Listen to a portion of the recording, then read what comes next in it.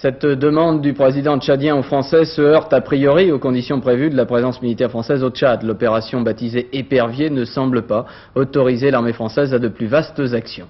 Voyez le reportage au Tchad de François Cornet et Jean-Marie Lequertier. Le dispositif Épervier au Tchad repose sur deux composantes. Le 2e régiment étranger d'infanterie stationné à Moussoro, au nord du pays, et la force aérienne tactique française en alerte permanente sur l'aéroport d'N'Djamena. Moussoro, à 180 km de la capitale tchadienne, est le point stratégique d'Épervier situé le plus au nord, avec une vigie radar chargée de scruter en permanence les approches du 16e parallèle.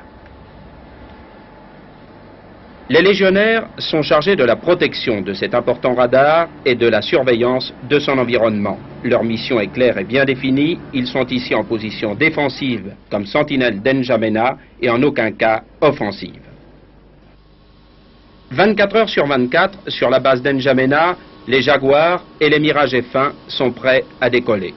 Chaque jour, un breguet atlantique de la marine s'envole vers le nord pour détecter d'éventuels mouvements, alors que les radars et les batteries de missiles solaires assurent la protection de l'aéroport.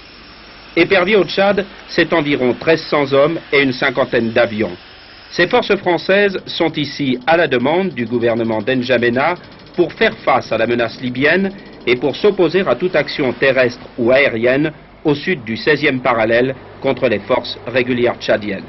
À plusieurs reprises, le président tchadien a souhaité demander l'appui aérien des Jaguars français dans une éventuelle reconquête du Nord. La position de la France a toujours été la même, non à un engagement au Nord contre les Libyens, sauf peut-être, mais peut-être seulement, pour appuyer une réunification du Tchad.